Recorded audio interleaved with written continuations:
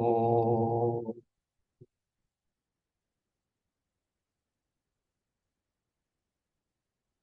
oh,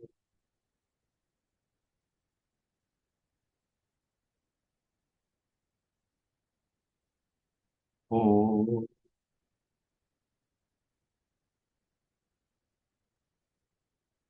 Om Sahanavavatu Sahanau Bhunaktu Sahaviryam Karavavahai Tejasvinavadhitamastu ma Vidvishavahai. Om Shanti Shanti Shanti. Om Samast Jan Kalyani Niratam Karunamayam Namami Chinmayam Devam Sadgurum Brahma Vidvaram Sadgurum Brahma Vidvaram.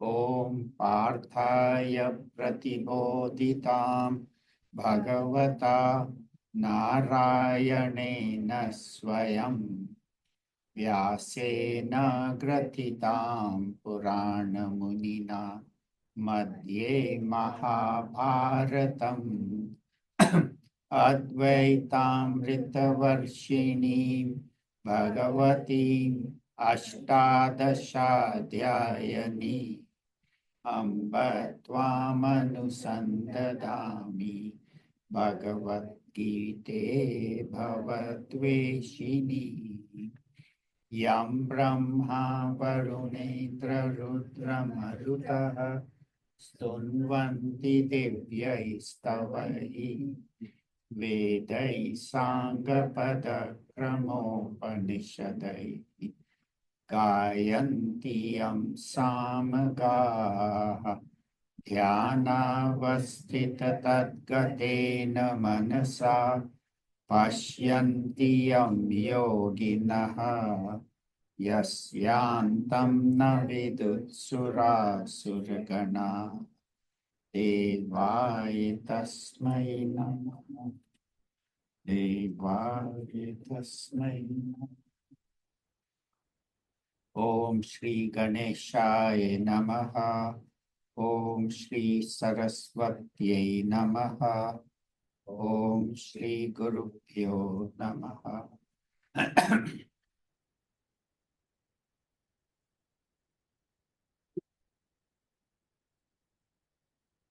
Hari Om. So in the second chapter, as we have seen so far, it's a little soft, a little more volume. As we have seen so far, Bhagavan tells Arjuna that we are all Atma, the self, Om, the consciousness. So nobody perishes. That is eternal. We are all eternal. But even if you think people are dying and being born again, then there is no need to mourn because death follows birth and birth follows death.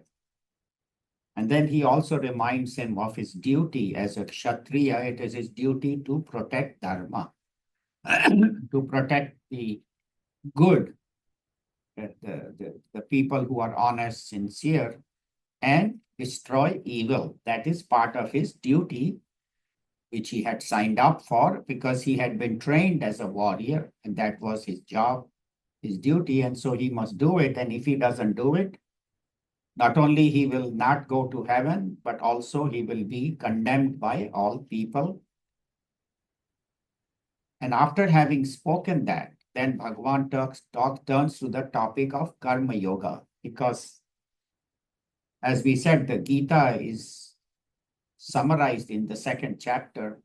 Bhagavan will give us a little brief introduction to all the major ideas in the remaining of the Bhagavad Gita from chapter 3 to 17, and then in 18, Bhagavan will summarize.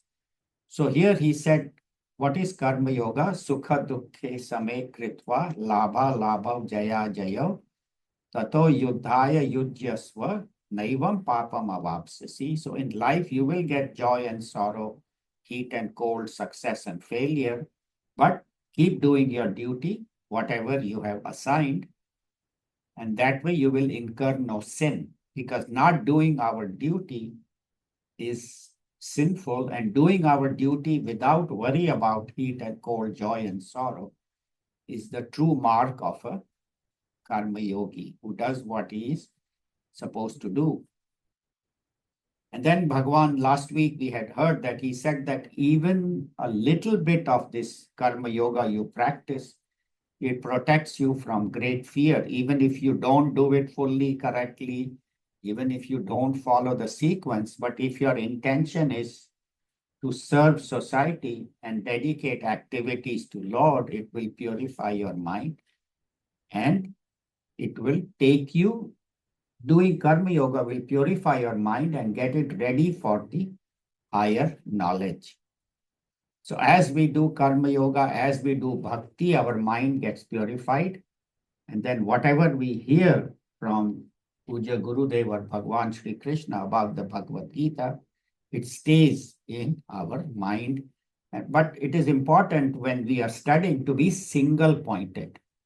Not only in doing all our activities, one should be single pointed focused, but even while doing prayers, doing puja, one attention should be on Bhagwan. And even while studying the scriptures, our attention should be single pointed on the knowledge. And then Bhagwan talked about people who only do rituals to gain heaven or to gain some powers in this earth or to gain pleasures. Rituals can be done. So he said that is condemned if it is done for that purpose. The purpose of rituals is not that rituals are not to be done, but the purpose of that is to quieten the mind, purify it, and turn it towards God. So when we do rituals, with the Panditji, or when we do some prayers on our own, then our mind should be turned towards God. Now, Bhagwan is going to talk a little more about the Vedas, the rituals, and about the wise person, how this wise person lives on this earth. And then the third shloka we are going to do today is the most famous shloka in the entire Bhagavad Gita in the 700 verses. Karmanye vadika raste ma phaleshu kadachan. Everybody has heard that. So we'll go in detail over the meanings of that shloka. So chapter 2, number 45. Traigunya Vishaya Vedaha Nistraigunyo Bhavarjuna Nirdvandvo Nitya Sattvastaha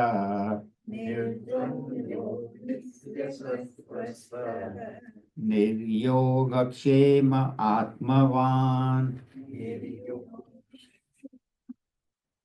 Together.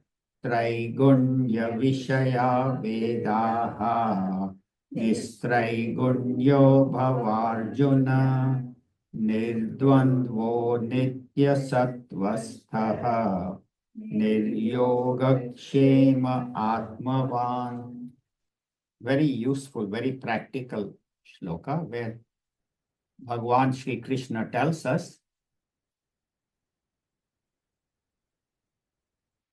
that the Vedas, the scriptures, the Vedas, the knowledge, and everything in this world pertains to the three gunas. The three gunas we have heard about, but just briefly I will summarize. What are the three gunas? Sattva, Rajas, and Tamas. Sattva is purity, knowledge. Rajas is activity, passion. And tamas is laziness, indolence, carelessness. So everything in this universe is made up of these three gunas. Even our body is made up of tamas, rajas, and sattva. What is tamas? Tamas is our gross body, jo sharir hai, that is made of tamasic aspect of Panch Mahabhutas. What is Rajasic aspect of my body? The activities, the pranas, and the organs of action. So when I'm working, walking, talking, chal raha hu, that time I am in Rajas. And what is Sattva? Sattva is purity, knowledge. So all the organs, sense organs, which I see, hear, smell, dekhna, sunna, all those are sattvic. And the man, buddhi, chit, ahankar, the four aspects of the in antakarna, they are all sattvic. So tamasic is the body, rajasic is the action, sattvic is purity and knowledge. And our goal in life through the Bhagavad Gita and through all the scriptures is from tamas, go to rajas, from rajas to sattva. We have to progress. अपनी जिंदगी हमको आगे बढ़ानी है, go upwards. How do I go from tamas to rajas? Tamas is laziness, I don't care, hone do, whatever happens, that is tamas. From that, you start concentration. Okay, I have to do my duty. Whatever job I have, jo bhi mujhe kaam mila, I have to do it to the best of my ability. So from tamas, as you do your duty, work towards, and sometimes it may even be selfish activity. It is better than tamas, even if you are doing a selfish activity. In fact, one master said, instead of tamas, go out and rob a bank. Idea is not that robbing a bank is good, but at least do something instead of sitting down, lying down, do nothing. So don't just sit there, do something. That's a very famous. So from tamas, you go to rajas, get your mind active, get your body active. Then from tamas, you go to sattva, purity, where you have the right knowledge and you live in purity, in love, compassion, forgiveness. So I'm slowly evolving, progressing from tamas to rajas and rajas to sattva. And ultimately go beyond the gunas, go beyond the gunas to Om, the Atma, the consciousness. That is our progress. So from tamas to rajas to sattva, ultimately to God's presence within us. But how do I do that? How do I progress from tamas to rajas to sattva? He says, these are the things we should practice. Nirdvandva. Dvandva means pair of opposites. Dvandva. Heat and cold, joy and sorrow, success and failure. All the pairs. Sometimes at the body level, I'm hot or cold, healthy or unhealthy. At the mind level, joy and sorrow, khushi gum, kabhi khushi, kabhi gum, they say that. And at the intellectual level, it can be success and failure, honor and dishonor. So in life, always will have these problems. Kabhi kisi ko mukammal jahan nahi milta. They say that in life, there will always be problems, always be difficulties, but remain balanced. And how we will to remain balanced, we will see at the end of this shloka. So be beyond the pairs of opposites. Nitya sattvastha. Keep your mind in sattva all the time. Try as much as possible. Even while working, keep your mind on Bhagwan. Even while doing my daily activities, I should be thinking of Bhagwan and offer all my activities to Bhagwan. And sattvic means I should be all the time peaceful, quiet, as much as possible. It's not going to happen, but with practice, abhyas, you can have more and more sattvic activities. Do activities for others unselfishly, without any arrogance. And for that, I have to change my vision, because my goal from me, myself, and I, what will I get? Mujhe kya milega? Go to what will I give? What can I do for others? So change your vision. And then Bhagavan says, keep your mind in sattva and nir yoga kshema.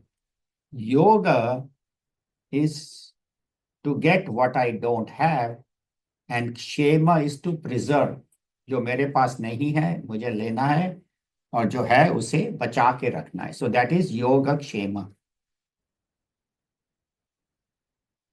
So for example, I got a job, I got a promotion as a vice president.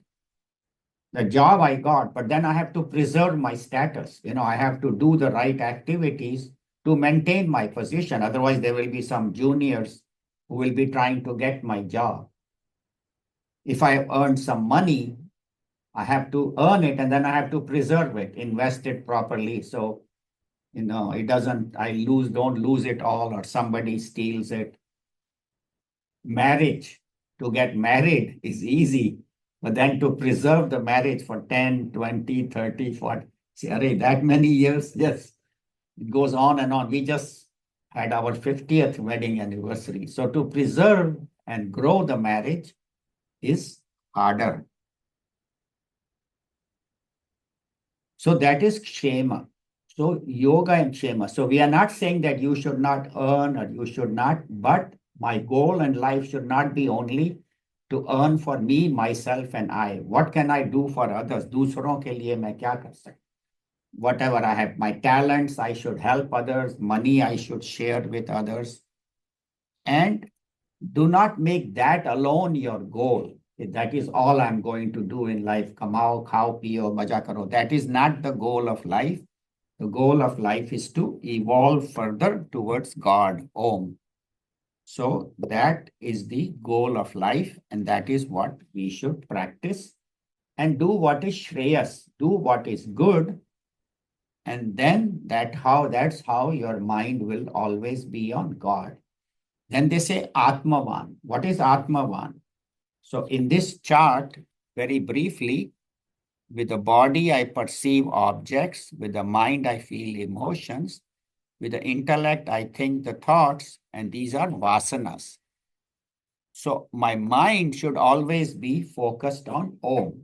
It can be Om or it can be my Ishta Devta, Bhagavan Shri Krishna or Lord Shiva, Shri Rama, whoever, Mother Saraswati, Mother Durga. So my mind should always be on Atmavan. And God is not only outside, but mere andar bhi hai, as Atma, as consciousness. God is everywhere. God is within me. So Atmavan means always connected with self, with Om, with God, who is within as life, as consciousness. And that should be done constantly. It should not be intermittent. As much as possible, whenever you remember it, connect with God. And when you are connected with God, then you are able to encounter life's difficulties, problems, because God will help us. They say, Bhagwan meri naiya us par laga dena, ab tak to nibhaya hai, aage bhi nibha de. So God has so far taken care of us. He will continue to take care, but I have to surrender my activities without ego to God and constantly remember. As I remember, then life's problems will not bother me. I will be safe. He will take my boat across the ocean. So that is how one goes beyond three gunas and always stay in sattva. Now in 46, Bhagwan will tell us what is the wisdom of the wise person. How does the wise person live in this world? So chapter 2, number 46. Yava nartha udapane sarvata samplutodake tavan sarveshu vedeshu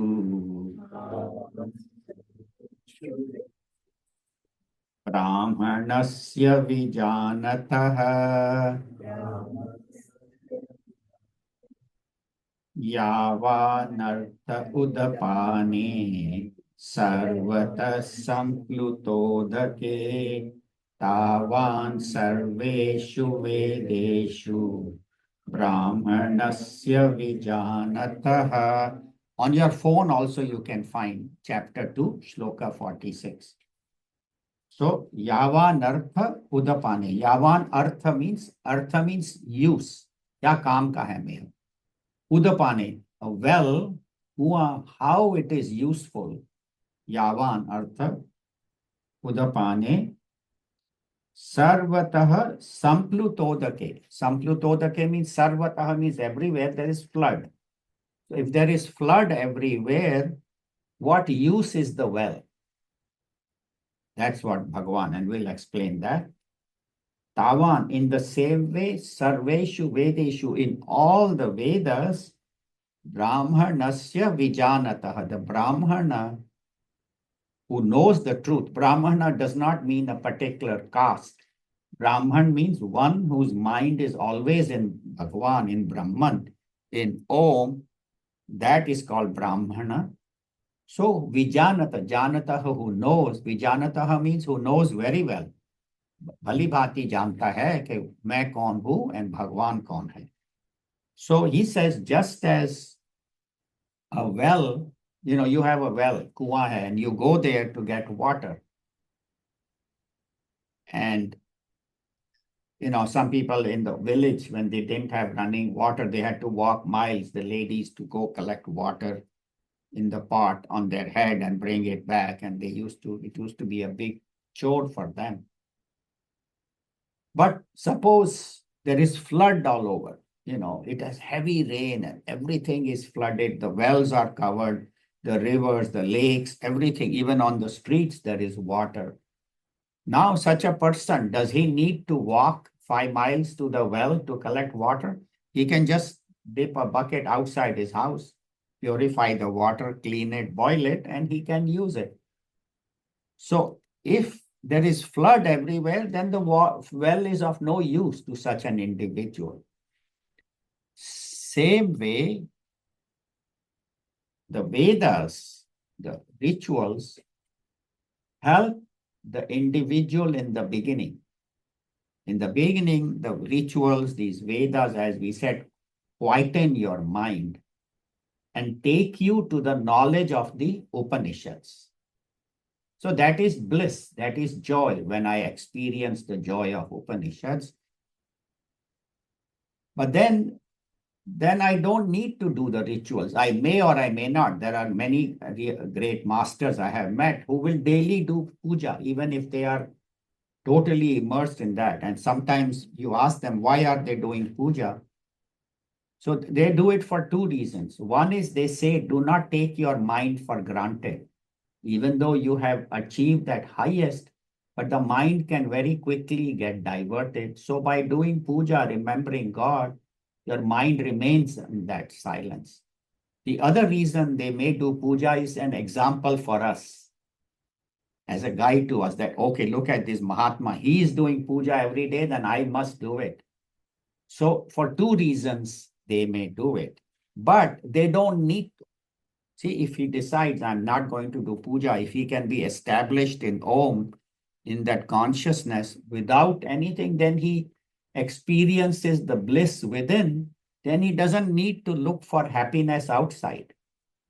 Whatever I have within me is much more than what I can get from outside. That's why these Mahatmas, their mind is always on Om, always on Bhagavan, always remembering God. Then they don't need the world to give them happiness. Just as a person who has water outside his door, he doesn't need to go to the well. So similarly, the goal of life should be to find God within. मेरे अंदर जो भगवान है उसे खोजना है. I have to find God within, and once I find that within, then he's everywhere. Then I see him everywhere, see him in all the humans, animals, birds, plants, and my mind is always on that God. And so that is what he says. One who has found Vijanatah means one who knows this very well, that God is within me, such a person, then for him the Vedas cannot even instruct him. They cannot tell him what to do. because he is gone beyond even all the written words. That's why Raman Maharishi Ji one time was reading the Upanishads, and he was an enlightened master established in the truth, and he was reading. So someone asked him, Bhagwan, why are you reading the Upanishads? You don't need to. He says, I want to see what they have written about me. Because he knew I am that. He said, what have they written? Mere baare mein kya likha hai Upanishad mein? That's what he wants. So the idea is that for these Mahatmas, they actually have given knowledge to the Upanishads. The great rishis in the past, the Upanishads were revealed to them by God, and then they passed it on to their disciples. So that's why they say one who knows the truth, then for him, Upanishads, or he may read Upanishads to teach. Okay, I have to teach this, like Swami Ishwarananji is coming in end of October for 4 days, and he's going to do Shweta Ashvatara Upanishad. Not that he doesn't know it, but for us, he will come and teach us. So they use the Upanishads for teaching or to guide us.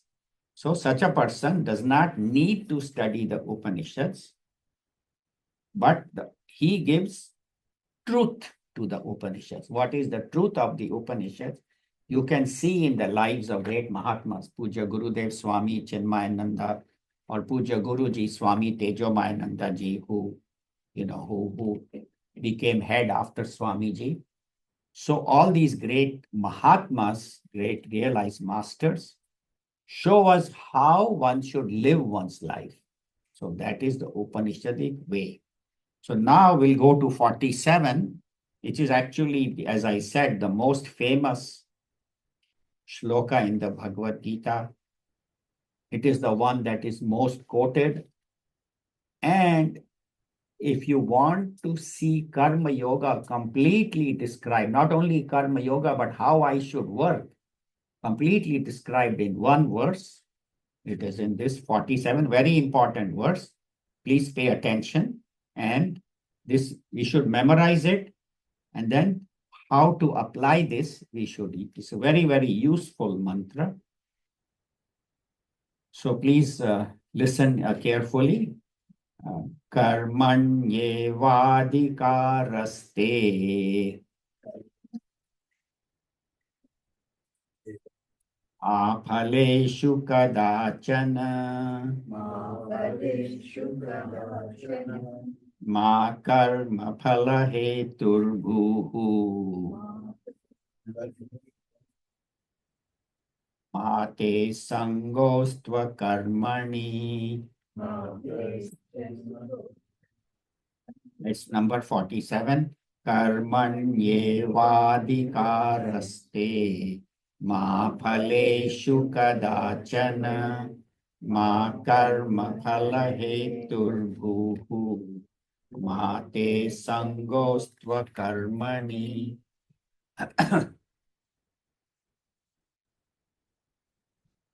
It is called Chatur Sutri Karma Yoga.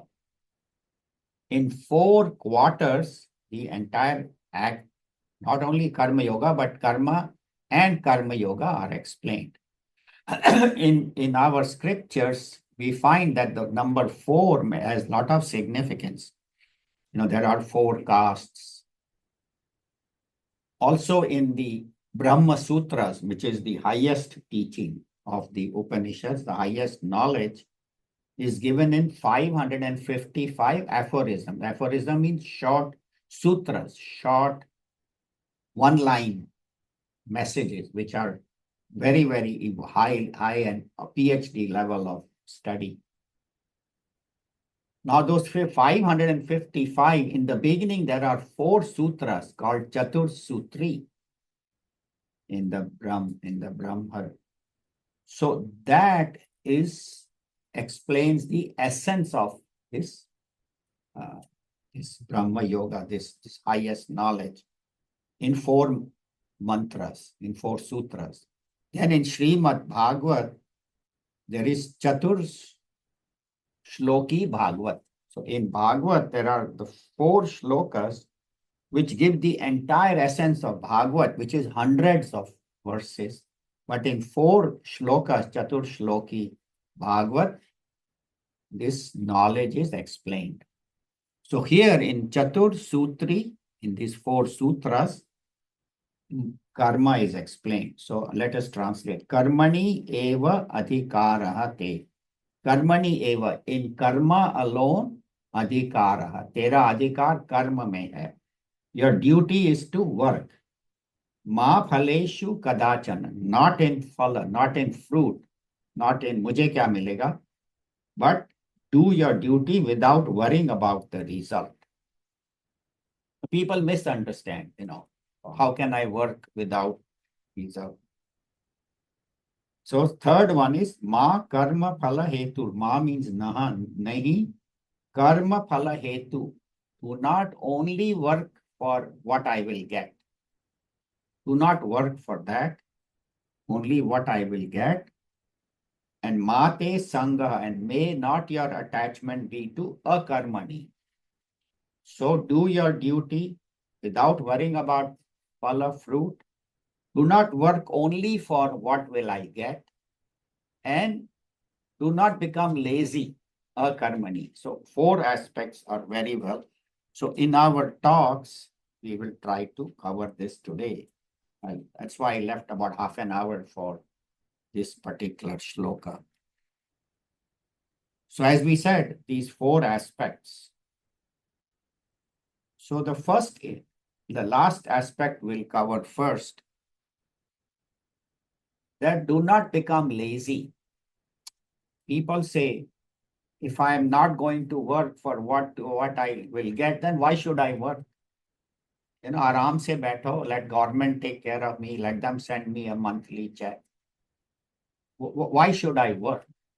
If I'm getting, and also you are saying don't work for a particular goal, don't work for what can I get. Then I have no interest in working. If I'm not going to get what I wanted, then why work? And I want to know what will I get if I work. And you say, when you are working, don't worry about the phala, don't worry about result. To me, that is a recipe for laziness. Kuch nahi karo, aaram se baitho. So that is number 1. That do not become lazy, but go out and work. And Bhagavan was telling, same way to some extent to Arjuna also. Because Arjuna, what did he want? He wanted to give up the battle, give up his duty, go to the forest to meditate. And Bhagavan tells him, you are not ready for meditation. You are not ready for just sitting under a tree. Om Namah Shivaya, Om Namah Shivaya. You cannot do that. You are active, your mind is active, you are a warrior, and this is your time to do your duty, not time to run away. And so, do not become lazy, do not run away. Okay. Second is, do not do nishiddha karma. Jo nishiddha hai, wo nahi karna. Whatever is wrong, I should not do. Whatever they say, like in all the scriptures, and everywhere it is, there are do's and don'ts. In Christianity, 10 commandments. In Buddhism, they are the instructions of Buddha. In throughout Bhagavad Gita, Bhagavan said, do this, don't do this. So do not do nishiddha karma. So that is the second aspect. Do not become lazy. Do not do activities that are forbidden. Lying, cheating, hurting others, being selfish, being, all these arrogance, pride, jealousy, kam, krodh, mad, moh, reduce all those things. So that is not doing nishiddha karma. Then he says, karmani eva adhikar hate ma phaleshu kadachan. So if I work for what I get. Like I go to work, I get paid, right? So I do my work for that because I get a salary. If I don't get a salary, I'm not going to go to work. And people think like that. So for example, if there is a mother and she has 2 children, young boys, And she asks both of them, to clean the house, pick up papers, do the vacuuming. One says, I'll only do it if I get candy.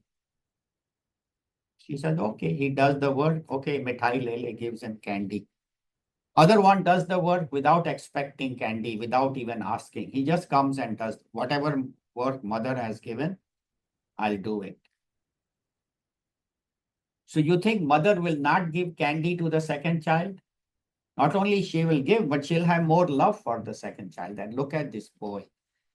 He's working without even being told, or just being told, ek baar kaha, and he does his job.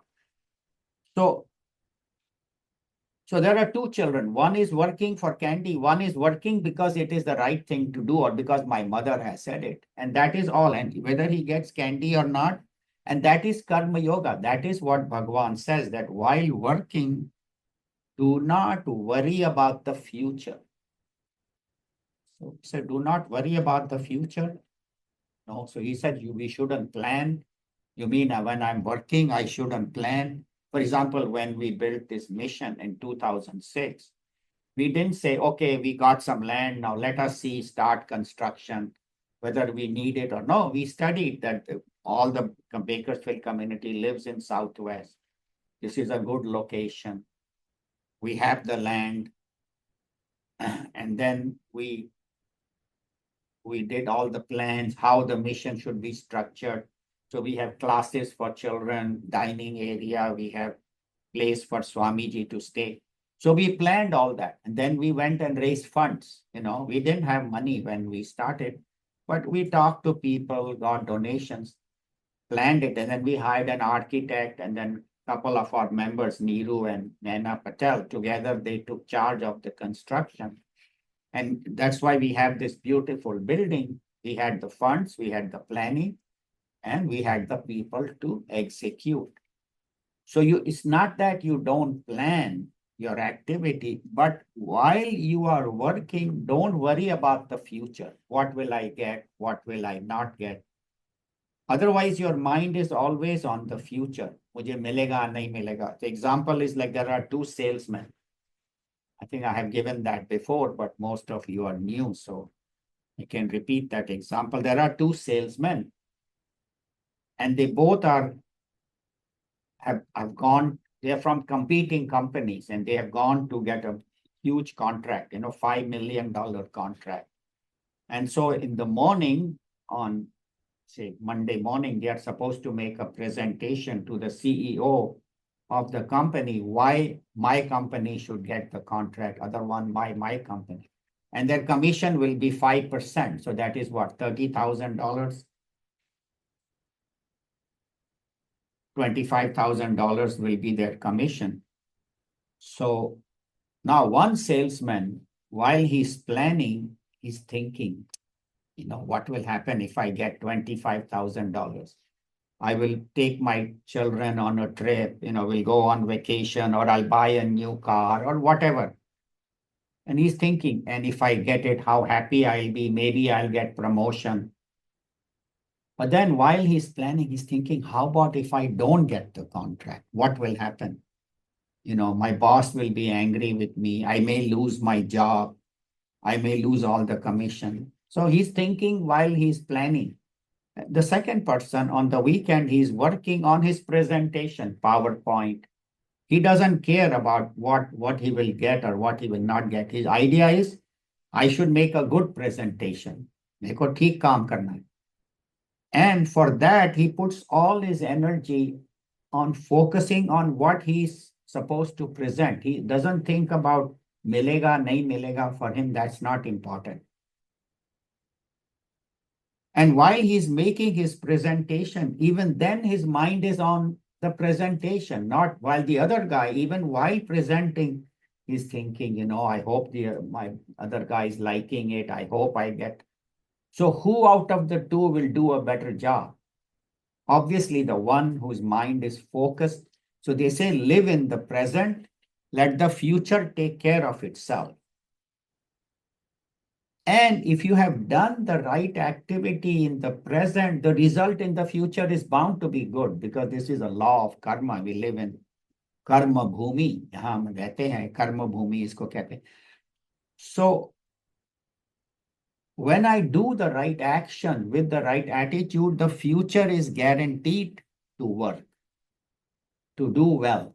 And that's why, and then the result again is not always in my hand. That's why Raman Maharshi says, Karturagnyaya prapyate phalam. The fruit comes from God. The result comes from God because He is the karma phala data. But I may get the result now or I may get it later. But if I have done the right activity, the result is guaranteed. Like a person wants admission to college, same thing. One person, prepares properly, studies well, gets good grades, he will obviously do well. But another person who does a sloppy job, theek hai, it's not important. And last minute he's trying to study, he has, been playing and fooling around. And then when it comes for the final test where he has to sit and do the SAT or a verbal test, he doesn't do a good job. So any project you have to plan, but do your best in the present without worrying about what will happen in the future.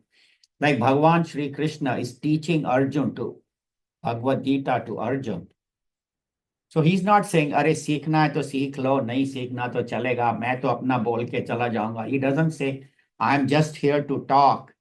Whether you understand or not, I don't care. No.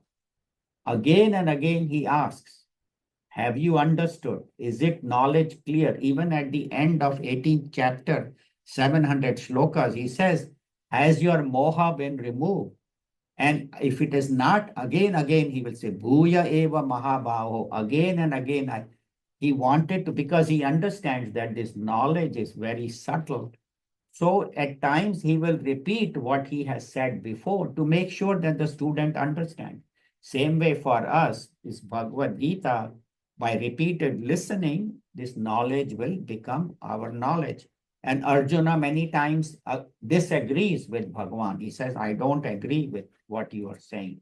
Or he asks question, or he creates doubt. And Bhagavan very patiently, I agree with you. What you are saying is not, but this is how he removes Arjuna's doubts very patiently, very thoroughly. So in this Bhagavad Gita, the entire teaching of the entire scriptures is covered in all the paths: karma yoga, bhakti, dhyan, meditation, dhyan.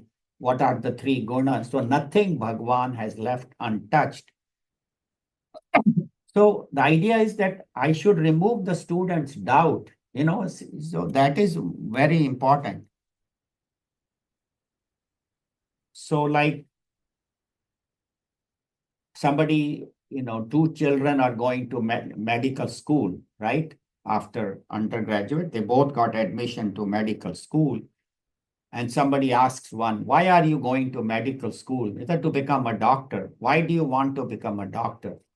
Oh, because doctors make a lot of money. They drive nice cars, they have a nice house, and they live in luxury. And I want to make money and be rich. So that's why I'm becoming a doctor. ज़्यादा पैसे कमाने के लिए. Other one, he's asked, why do you want to become a doctor? He says, because doctor's job is to serve. कोई बीमार आया, he takes care of the patient, he helps them. And that's what I want to do. I want to help the people who are sick, people who are suffering. Even sometimes people may have no money. I want to help those people. I want to serve society. So both are going to medical school. Both are studying the same 4 years. But what is the goal? And both will make money. It's not that the second guy will be poor. If you are seeing patients, insurance will pay you, Medicare will pay you. So, but look at the motive of one, where his only goal is, I have to make money, do what I have to make maximum money, maximum money in minimum time. while the other one, as our Chinmaya mission is, to serve maximum people for maximum time. And the second person says, my goal is to serve and the results will come. It's not that he will die poor. Both of them will get the same result, but their attitude, look at the difference in the attitude. So one time Swami Tejomayanandaji Guruji asked one student, why don't you become a teacher? So he says, teachers, they don't make any money. I can make more money by becoming a waiter at restaurant and collecting tips rather than becoming a teacher. And if everybody starts thinking that teachers don't make money, we don't need teachers, then what will happen to society? Who will teach our children? And all of us, if you look back, you must have had some teacher that had a profound impact on your life. And you always remember that one teacher. For me, it was my 7th grade teacher. And she made sure that every child learned, and she encouraged us and gave us. In fact, to this day, I remember her. This is what, 1960. So 64 years ago, I still remember Mrs. Yalur, Miss Yalur. She was a Konkani lady, how she taught me, how she encouraged me. And when they asked those favorite questions, for your bank or credit card, name your favorite teacher, what was the name of your first pet? I remember her. In fact, I remember when I had already become a doctor and finished medical school, and I happened to go back to Bombay. And I said, let me go visit her. And she had by then moved to another school. And I went, and this was like 15, 18 years after, and she immediately said, Anil, how are you? And I'm like, do you remember me?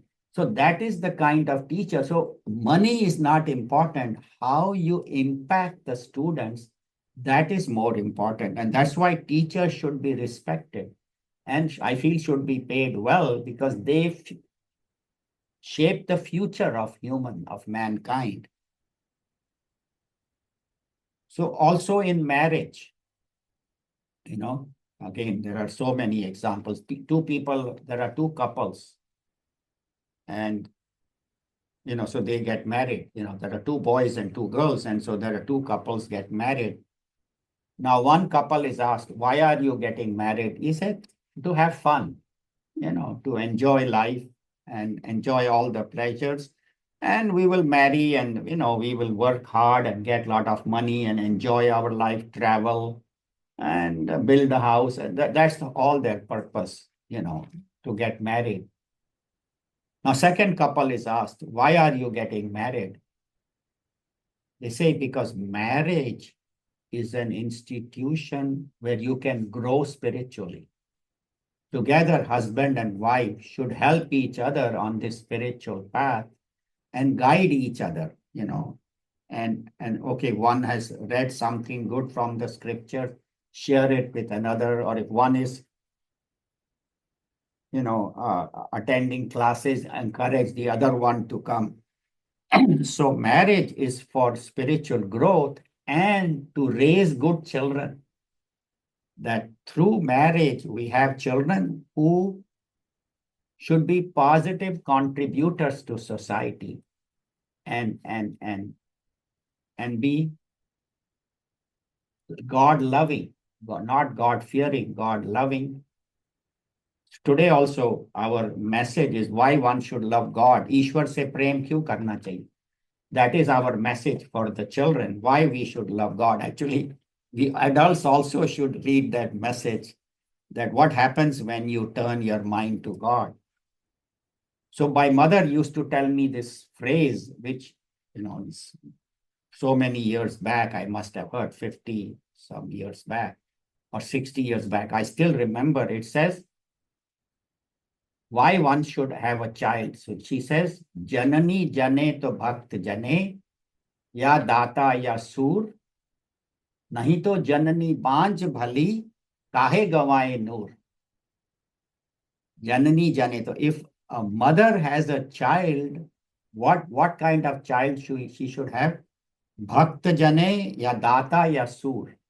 May my child either be a bhakta, devotee of God, or data, or may he be charitable, give others, share. Or shur means shurveer, who can sacrifice for the nation. So these are the only three reasons I should have a child. Either he should be a great devotee, or he should be giver, earn well and share with others, or ready to sacrifice for others, for his nation. Nahi to janani banj bali, then it's better I don't have a child. And she says, the Guru says, janani banj bali, may that woman not have a child, it is better, because kahe gawai noor, she's wasting her youth in having, in pregnancy and all, it affects the woman's body. He said, why are you wasting all your youth in having children? If you're just going to produce ordinary children, then what have you achieved? So that's what they say, that it is a parent's duty is to make sure that some people tell us, oh, my child doesn't want to come to Bal Vihar. A child is 7 or 8 or 9. He or she doesn't know what is good. We never gave our children the choice. This is what you have to. So we know what is good for the child and we should tell them. So that is what they say, that is the whole purpose of being a parents. That together, the whole family, that's why Gurudev used to say, the family that prays together stays together. So take out time to sit together and pray, remember God, tell children stories about God, about Sri Krishna, Bhagwan Sri Ram, and how they lived their life. And if they are little, or if you have grandchildren, tell them stories. And as they grow up, teach them about Bhagavad Gita. That's why we have this whole curriculum in Bal Vihar, where in the beginning, they are told stories, and then Ramayana, Mahabharata, and then about Bhagwan Sri Krishna, Bhagwan Sri Ram, and then Hindu culture, what is our culture, and ultimately Bhagavad Gita. So Gurudev had set up this whole curriculum for us to teach Bal Vihar with the idea that the children should have the right values. And that is what the purpose of marriage is. That is the purpose of family. That too, we ourselves should learn, we ourselves should grow, husband and wife, and encourage each other to grow, and ultimately even the children to grow. And that is how when a person has a higher goal, then it changes that person's whole life. So Puja Gurudev, Swami Chinmayananda, he was an ordinary journalist. He used to write articles for National Herald. Yeah, he fought in the freedom movement and all, and he was active, but he was a journalist. And then he went to Himalayas to expose these sadhus. He said, these sadhus are crooked and they are exploiting humans. Let me expose them.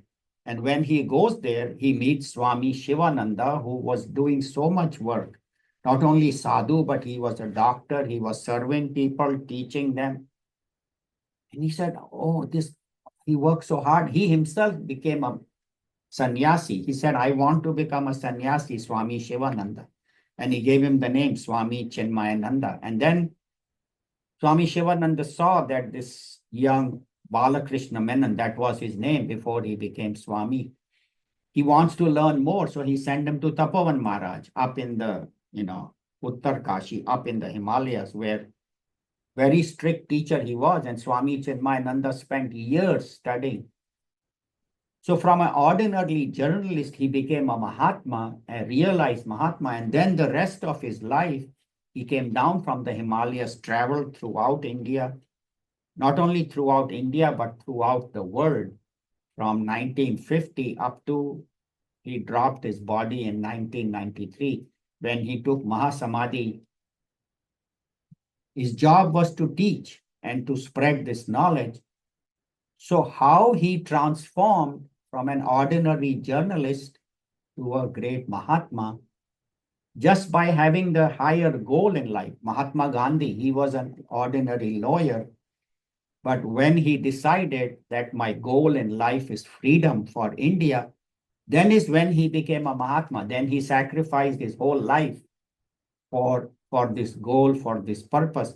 So that's what they say, that when you work, have a higher goal in life, not just what am I going to do, me, myself, and I just enjoy, eat, drink, खाओ पियो. No, my purpose in life is to serve others, to give back. लोगों की सेवा करना, ये हमारा मकसद है, ये हमारा पर्पस है. So that is what the essence of this shloka is. And as we said, Arjuna also had a misunderstanding of what is my goal. And Bhagwan is giving him a higher vision that you are fighting for dharma, because those who are against us are evil, are corrupt, and they need to be removed. And from the first chapter, Arjuna was totally lost, totally disillusioned. And by the 18th chapter, करिष्ये वचनम त्व नष्टो मोह स्मृतिर्लब्धः त्वत्प्रसादात् अच्युत करिष्ये स्थितोमि गत संदेह करिष्ये वचनम तव. He says, O Arjun, O Bhagwan Krishna, O Achyuta, by your words my moha is gone and I have got my memory back, that what was my training, what was my purpose. And now I am ready to do what you tell me. So that is how this knowledge should transform us. If this knowledge is not going to change my thinking, then why are we studying Bhagavad Gita? The purpose of Bhagavad Gita is not just to able to chant, or not just able to understand, or not just able to give talks. The purpose of studying Bhagavad Gita is it should transform my life. Jeevan badal jana chahiye. That is the only purpose for which one should study this knowledge, this Bhagavad Gita. So to briefly summarize again, karmani eva adhikarahate. Your duty is to work. Your right is to work. Ma phaleshu kadachana. Not at all worry about the result. There is a very famous जैसी करनी वैसी भरनी जगत की रीत होए बोए बीज बबूल का आम कहाँ से होए. As you do, you will get. If you put a mango seed, you will get mango. If you put babul, a bitter melon, you will get bitter melon. So in life, you get what you deserve, not what you want. The Bhagwan is very fair. He will give us what we deserve, not what we desire. And do not work just for what will I get. Idea is what will I give. That's why in our pledge also he says giving more than what we receive, producing more than what we consume. That is our pledge. Every Sunday, adults and children chant this pledge. So let us bring that into practice and let us not become lazy. Let us become positive contributors to society. Most beautiful shloka. And that's why it took more time in covering that. So please think about it. And the talks will be on firstpower.info. Amit puts them every Sunday evening. So listen to this again, because this is the essence of what work is and how I should do that. And I'm blessed that I could share this knowledge with all of you. So we'll end here. And we have about 10 minutes. If there are any questions, any comments.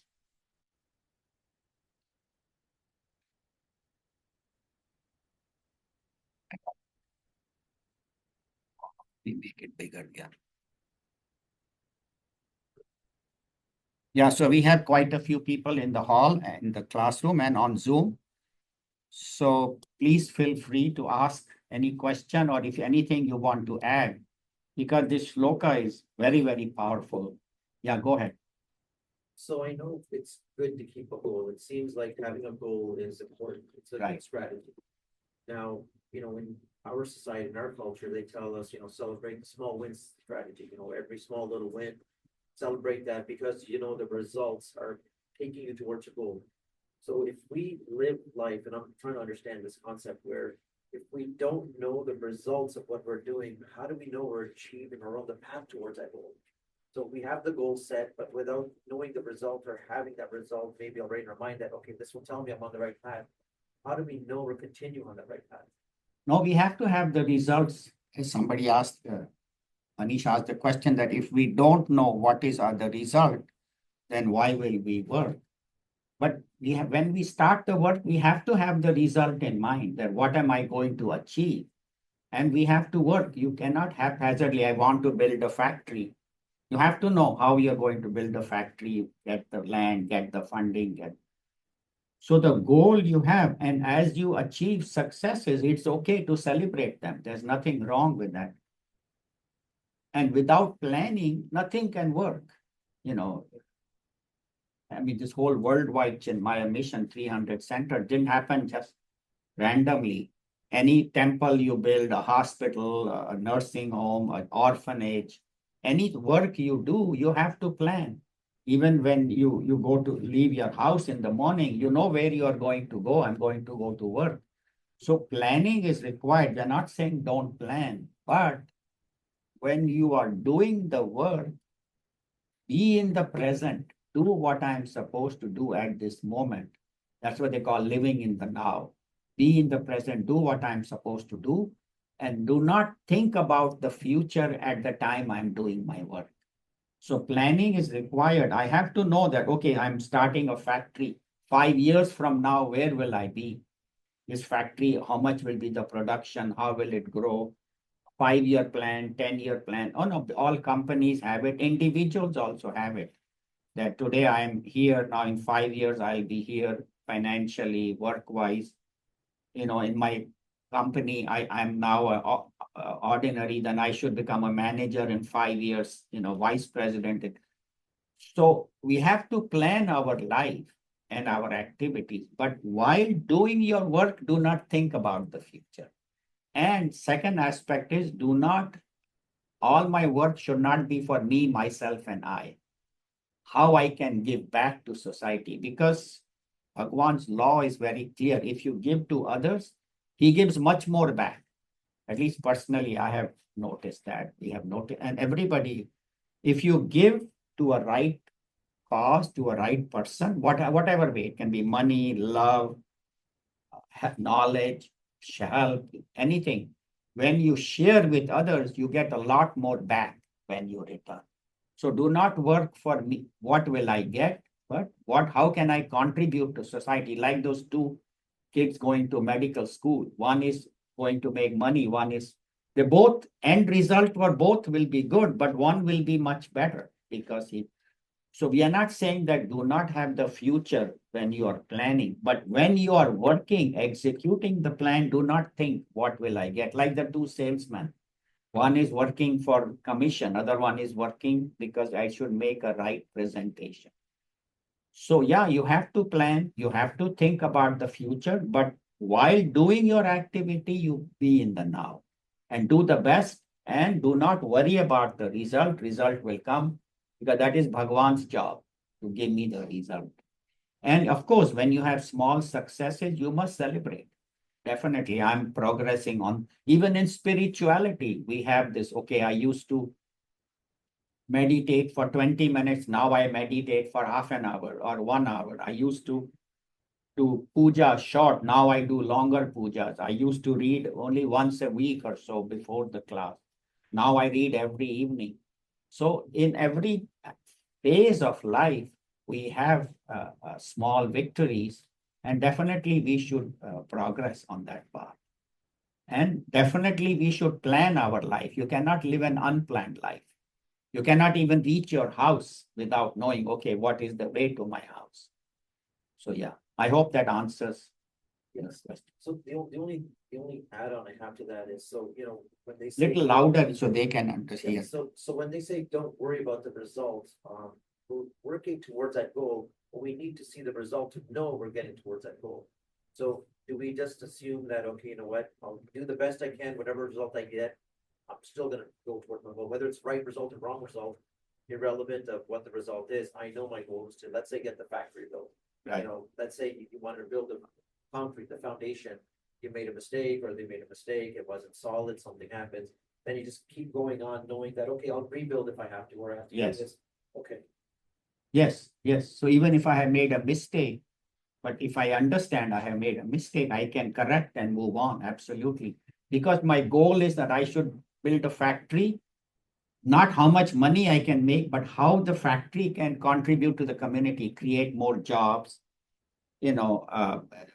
make a honest, good product that the community needs, not low quality, high quality product that the community needs. And then also the profits I get, part of it I should share with the community where I live.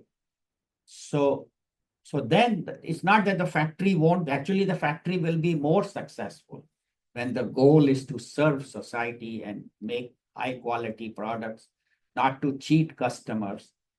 So yeah, so in every aspect, yes. What if the customer cheats you? Well, that you have to be alert, and that's part of business, part of doing business.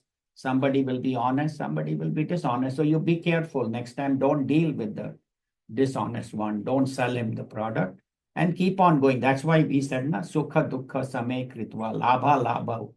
Labh and alabha in last week. We had covered profit and loss will be there in any business. But do not get your mind perturbed. Samatvam yoga uchyate. Bhagavan will tell us in the subsequent shlokas. A person who can remain balanced in joy and sorrow, success and failure, loss and gain, honor and dishonor, is a true devotee of mine. That is the way.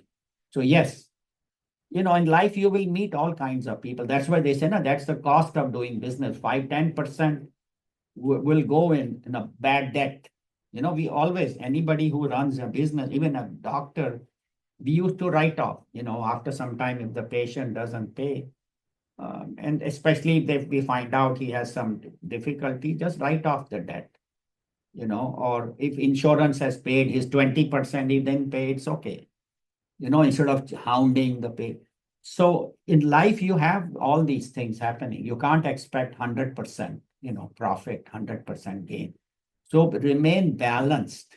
Let the mind samatvam yoga uchyate sa. Being sama is yoga, is the right thing to do. Is that your answer? Any other questions? Any comments? We have a couple more minutes. How about from Zoom? Everybody is quiet. Anil, हाँ Dad has a question. हाँ जी बोलिए. तो वो पूछ रहे हैं कि धर्म और कर्म का क्या रिलेशनशिप है? धर्म और कर्म का क्या रिलेशनशिप है? हाँ मैं हिंदी में आपको बताऊंगा. उन्होंने पूछा धर्म और कर्म का क्या कनेक्शन है. धर्म बड़ा है. धर्म हमेशा बड़ा है. धर्म से जब कर्म किए जाते हैं तो वो कर्म हमको सही रास्ते में ले जाते हैं, भगवान की तरफ ले जाते हैं. अगर धर्म को छोड़ के कर्म किया जाए वो अधर्म हो जाता है, और अधर्म का जो हम काम करेंगे वो हमें नीचे की तरफ ले जाएगा. फिर हम लालची हो जाएंगे, हम लोगों से बेईमानी शुरू कर देंगे, लोगों से उनको गंदा प्रोडक्ट दे देंगे, कोई ठीक चीजें खाना अच्छा नहीं देंगे, सामान अच्छा नहीं देंगे. तो जब धर्म हमारा ध्येय है, हमारा गोल है, हमारा पर्पस है, तब हमारे कर्म भी उसी हिसाब से अच्छे होंगे और हमें भगवान की तरफ ले जाएंगे. अगर हम कर्म धर्म के हिसाब से नहीं करेंगे तो हमें भगवान से दूर ले जाएंगे और हमें नरक की तरफ, पाप की तरफ ले जाएंगे. सो धर्म बड़ा होता है कर्म से. हमेशा हमेशा जो भी मैं कर्म कर रहा हूं, मैं ये सोचूं कि ये मुझे धार्मिक, जो हमारे पुस्तकों में लिखा है, धर्म ग्रंथों में लिखा है, भगवद गीता में लिखा है, उपनिषद में लिखा है, रामायण महाभारत में, जैसे श्री रामचंद्र जी अपनी लाइफ, अपनी जिंदगी हमेशा धर्म के हिसाब से उन्होंने काटी है. तो उन लोगों से हमें प्रेरणा मिलनी चाहिए, उन लोगों से हमें सीखना चाहिए एक धर्म की लाइफ, धर्म की जिंदगी कैसे जी जाए. और कर्म करना है, कर्म तो जरूर करना है. ये कर्म भूमि है, कर्म के बिना तो हम रह नहीं सकते. सुबह उठ के खाना खाना है, नहाना है, वो भी कर्म है। तो कर्म तो करना है, बट कर्म मैं भगवान के लिए कर रहा हूं या अपने लिए कर रहा हूं? कर्म मैं सोसाइटी के लिए कर रहा हूं या अपने लिए कर रहा हूं, लोगों के लिए? तो ये हमें धर्म से ठीक शिक्षा मिलती है।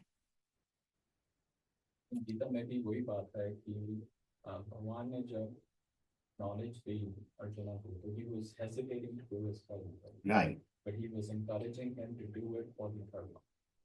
राइट। हाँ, सो भगवत गीता में भगवान ने अर्जुन को यही ज्ञान दिया कि जो कर्म कर रहे हैं वो धर्म के हिसाब से, जो ठीक तुम्हारा कर्तव्य है वो करो। यही वो कारण बता रहे थे। So will end here. Thank you very much. See you next week.